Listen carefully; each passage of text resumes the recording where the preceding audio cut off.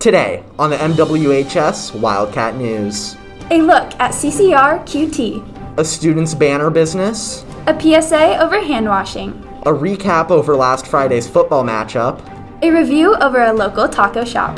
Good morning. Today is September 18th. I'm your host, Jenna Reynolds. And I'm Edison Geiler.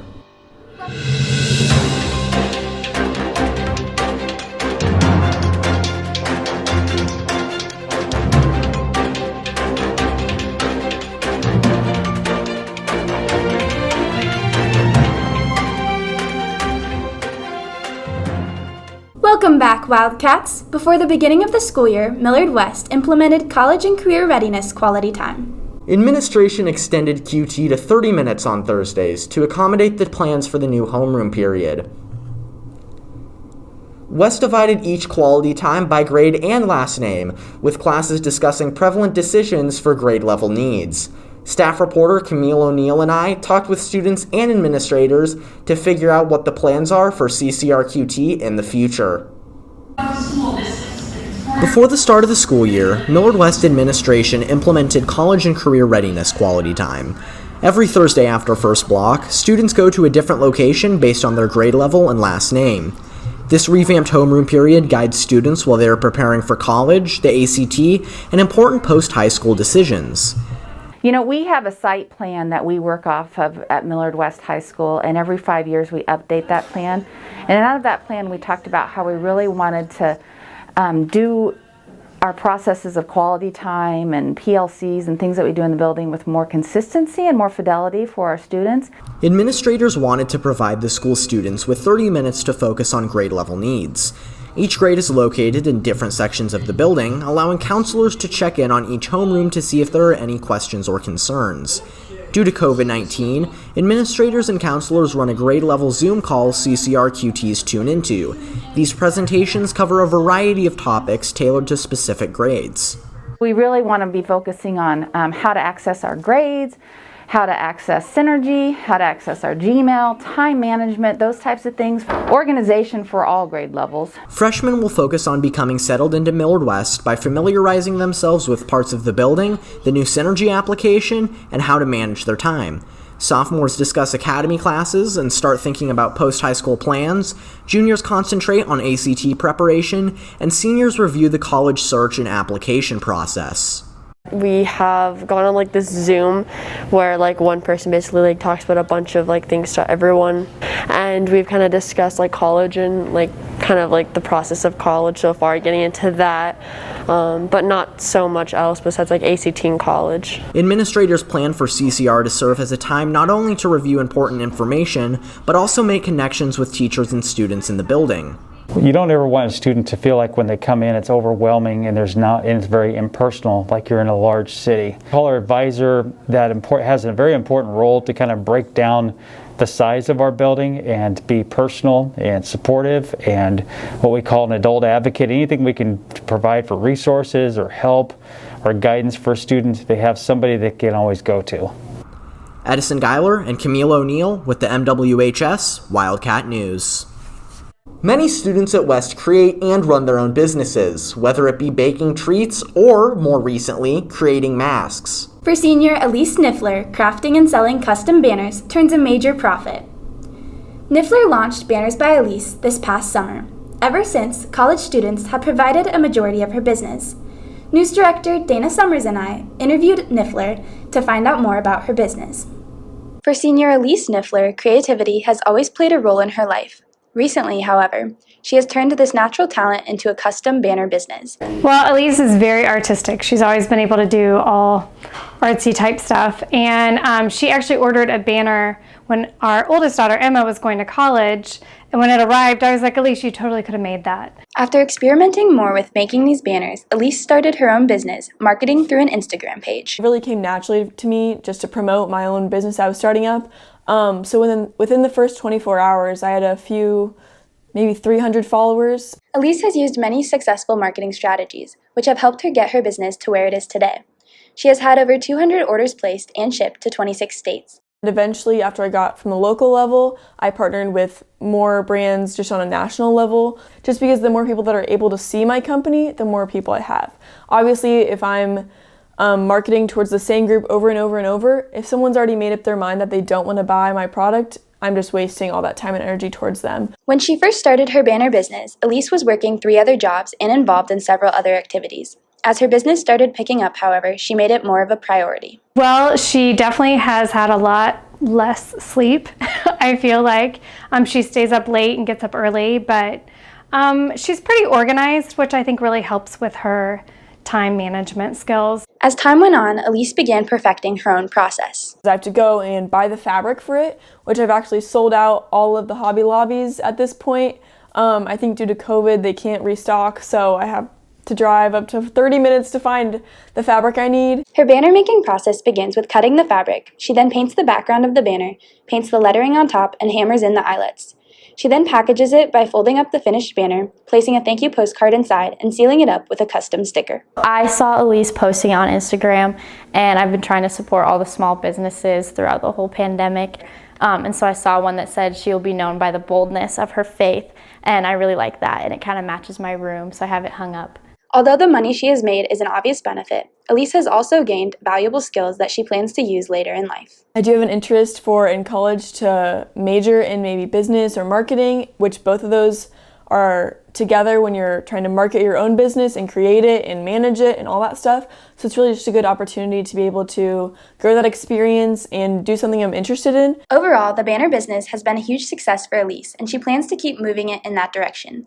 This has been Jenna Reynolds and Dana Summers with the MWHS Wildcat News. And now, a quick PSA about the importance of washing your hands amidst the COVID-19 pandemic by staff reporters Brenna and Hayden Batchelder. With the pandemic going on, protecting yourself and others from COVID-19 is crucial.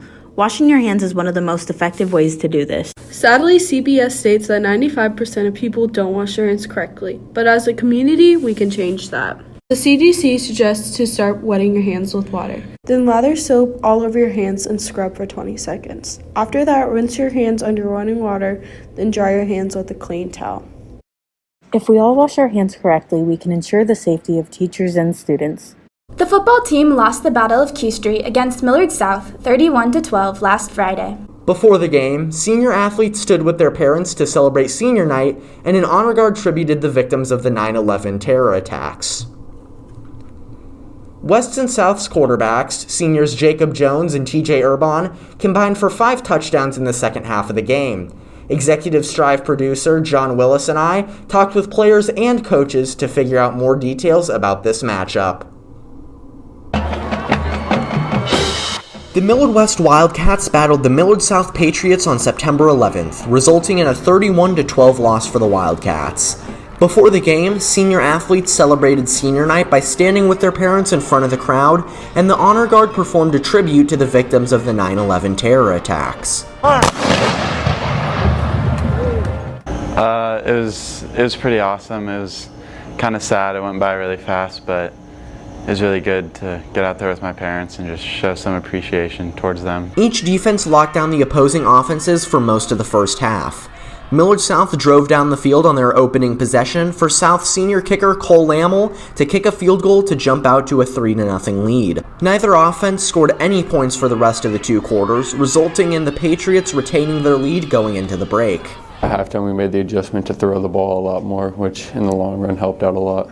I had to get more intensity on the sidelines. Everything was really dead. We just had to bring it up, get more focus, and just focus on what we do best. South caught fire early in the third quarter, with senior TJ Urban rushing for 2 of his 3 touchdowns on their first 2 possessions, putting the Patriots ahead 17-0. However, the Wildcats began to fight back behind senior quarterback Jacob Jones's pass to senior wideout Evan Meyersick and junior running back Nathan Peterson. Meyersick caught an 83-yard downfield pass, while Peterson ran 67 yards off a screen pass to the house. Well, I was told at halftime that we were going to just need like a big play out of me at one point, and I just knew that I needed to catch that football, and so that's what I did there. And then it really, once that happened, we got some momentum going and we started figuring things out. The Patriots answered back with another Urban rushing touchdown with 40 seconds left in the third quarter. The Wildcats marched to South's 10-yard line before Patriot junior defensive back Antrell Taylor picked off a pass in the back of the end zone. On the ensuing 2 drives, neither offense scored any points, with the Wildcats failing a 4th down conversion. The Patriots got the ball back and iced the game with 1:49 left in the 4th off South junior running back Christian Nash's 15-yard run. I mean, it was definitely like someone stabbed us all in the heart. We really wanted that game, and we haven't lost to Millard South in 9 years, something like that. And so I mean, and we've all grown up with those kids, and it hurt to lose that one, definitely, for everybody. The Wildcats did not score for the rest of the game and ended up losing 31-12. After Kearney opted out of their September 18th matchup, the next game West will play will be at Creighton Prep on September 24th. I think the week break will give us a lot of time just to work on ourselves. I think it'll be really nice. Edison Geiler and John Willis with the MWHS Wildcat News. Javi's Tacos, a new Mexican restaurant, opened on August 28th this year next to Hy-Vee off of 180th and Q Street. The shop, named after owner Javi Villa, specializes in authentic Mexican dishes from tacos to tortas. Javi's has seen much success in its first month of business. Brenna and Hayden Batchelder visited the restaurant to find out more. On August 18th, Q Street introduced a new authentic Mexican restaurant called Javi's Tacos. The restaurant faced the challenges of opening during a pandemic, but the owner, Javi Villa, and his marketing agent, Rory Fulcher, worked together to have a successful opening during these troubling times. So we actually opened in the middle of the pandemic, which we had a lot of interesting conversations on that, whether we should or shouldn't do it. And in that process, we came upon a really good location. We're obviously located right here on 180th and Q, next to Hy-Vee, and a former restaurant that was here that unfortunately, due to some COVID situations, they obviously had closed down.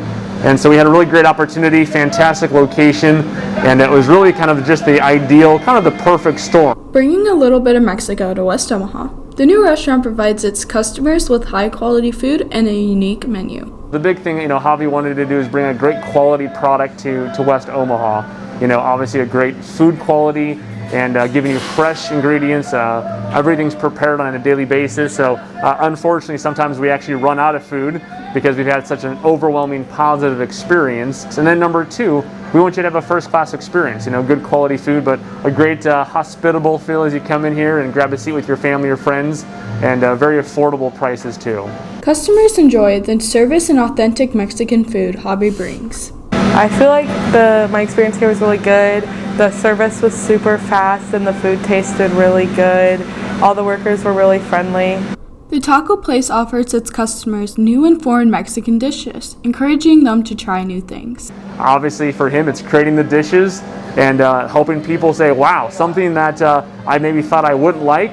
He's always told me this, he loves getting people to kind of try things that are new, that they don't normally want to try, and then they try it and they realize, wow, this is great flavor and it's fantastic, and then they continue to keep coming back.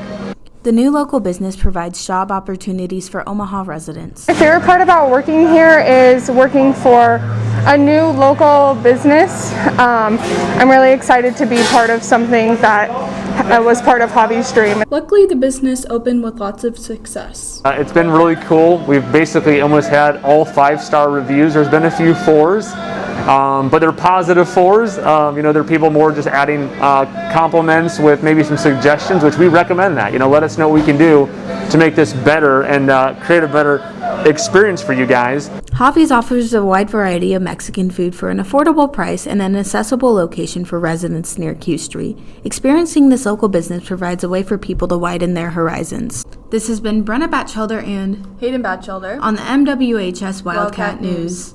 That's all for this week. Make sure to follow us on our social media, visit our website, and watch our previous broadcasts. This has been Edison Geiler and Jenna Reynolds with the MWHS Wildcat News. We'll see you next week, Wildcats.